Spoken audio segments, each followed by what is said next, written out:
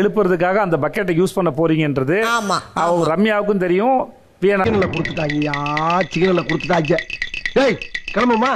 என்ன மாஸ்டர் வீணாவுக்கும் தெரியுமா? ஆமா, ஏன்னா நான் இன்ஃபார்ம் பண்ணிட்டு தான் வந்தேன். ரம்யா தெரியுமா தெரியாதா? இப்ப நான் என்ன உங்கள்ட்ட சொல்றது? இல்ல சார், அவங்க தப்பா சொல்றாங்க. தப்பா சொல்றாங்களா? என்ன சொன்னாங்க சார்? சொல்றேன், நீ என்ன சொல்ற சார்? ஃபர்ஸ்ட் வியானா கிட்ட தான் இவங்க வந்து சொன்னேன்னு நேத்து சொன்னாங்க. இப்போ சொல்றாங்க உன் நல்ல மனசுக்கு நீ தான் ஜெயிப்ப. நம்ம நேத்து சொன்னது முந்தானத்து நடத்தலாம், எனக்கு எதுவும் தேவையில்லை. இப்போ பார்வதி சொன்னது உண்மையா பொய்யா? சார் அவங்க சொன்னது கொஞ்சம் உண்மை கொஞ்சம் பொய் சார். சரி, எனக்கு ஒண்ணுமே புரியல. அதுதான் எனக்கும் புரியல. விஷயம் வந்து விக்ரம் அங்கிருந்து எழுப்பலாமா வேணாமான்னு கேட்டாங்க, சொன்னாங்களா இல்லையா? சொன்னாங்க சார். அது உங்களுக்கு புரிஞ்சதா இல்லையா? சார் எனக்கு புரியல. அவங்க கிட்ட கம்ப்ளைண்ட், அதாவது வாய்க்கு வந்தபடி எல்லாம் பேசப்படாது. எதா இருந்தாலும் நியாயமா பேசணுமா இல்லையா? கம்ப்ளைண்ட் பண்ணலாமா சொல்றாங்க. விக்ரம ஏதோ கல்லு புடிச்ச மாதிரி உருண்டை புடிச்ச தைரியமா சொல்றான்.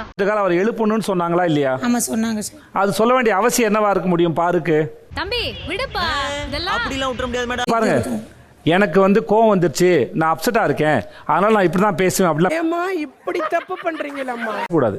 வீக்கெண்ட்ல அப்படிலாம் பேசக்கூடாது. கேட்ட ரொம்ப இங்கே பாருங்க. அப்புறம் நான் வாயை பொத்திட்டு இருக்கணும், சும்மா இருக்கணும். நான் எனக்கும் கோவம் வரும். உங்களுக்கு பிடிக்கல நீங்க போலாம், உங்களை யாரும் கட்டாயப்பட்டுலாம் ஆட வைக்க மாட்டாங்க, தெரிஞ்சுக்கோங்க. அப்பலாம் யோசிக்க மாதிரி வார வாரம் யாருக்காவது ஒருத்தருக்கு இது மாதிரி ஒரு ஆவது பார்த்து தானே இருக்கீங்க. வார வாரம் யாராவது ஒருத்தர் நடக்குதானே செய்யும்.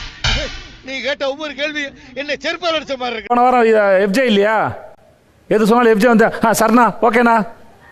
சரி, நான் செவனே தானா போய்க்கிருந்தேன். யாரு வம்பு தும்பு. 3வது நாள் இந்த விஷயத்தை சொல்லும் போது இதுக்குதான் உங்களுக்கு தெரியாத ரம்யா?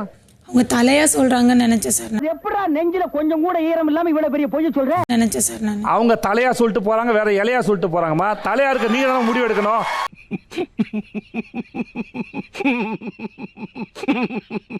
உங்களுக்கு விக்ரம் அங்கிருந்து எழுப்பணும்னு நினைக்கிறது எதுக்குன்னு உங்களுக்கு தெரியுமா தெரியாதா? சரி சார், நான் வேணும்னு பண்ணல சார், சொல்லுங்கடா. சரி எனக்கு தெரியாது சார். எல்லாரும் அழக்கூடாது. இந்த பொண்ணுங்களுக்கு காபி போட வருதோ இல்லையா, ஆனா கண்ணுல இருந்து தண்ணி மட்டும் டக்கு டக்குன்னு வந்துருது. நீங்க பொய் சொல்றீங்கன்னா சொல்ல, உண்மையா சொல்றேன், ஜெனியூனா சொல்றேன்.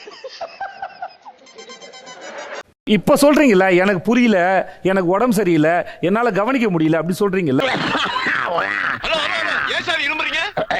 சொல்றீங்கல்ல கெட்ட வார்த்தைலாம் பேச வருது இல்ல, அப்ப அதை சொல்றதுக்கு என்ன?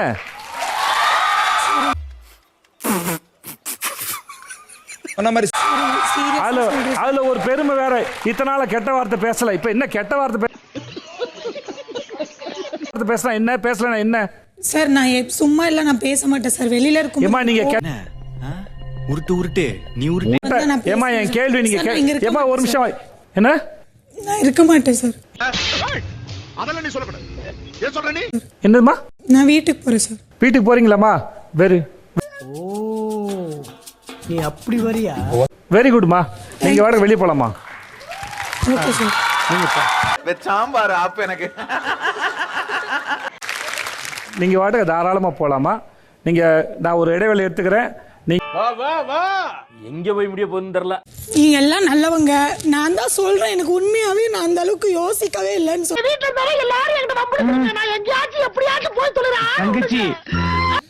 நான் போக மாட்டேன், நான் இங்கே இருக்கேன். என் அறியாம ஏதோ ஒரு தப்பு நடந்திருக்கு. நீ பைத்தியம், நீ என்ன வேணாலும் பேசலாம். தப்புக்கான மன்னிப்பு நான் விஜய் சேதுபதி சார் முன்னாடி கேட்டுக்கிறேன். நான் போறேன்னு சொல்லியிருக்க கூடாது. இதுவும் தப்பா நினைக்க கூடாது. நம்ம எல்லாம் பங்காளிங்க. சலாம் அலைக்கும், அலைக்கும் சலாம். நான் போறேன்னு சொன்னதுக்கும் நான் உங்ககிட்டயும் மன்னிப்பு கேட்கிறேன், விஜய் சேதுபதி சார் கிட்டயும் மன்னிப்பு கேட்க. அட மெண்டல் பண்ற மெண்டல் வேலையை பாரு. சின்ன சேனலுக்கு எதா இருந்தாலும் அது கொஞ்சம் ஆதரவு கொடுங்க. உங்க பொண்ணான கையை கொண்டு அந்த பெல்லில தட்டிடுங்க.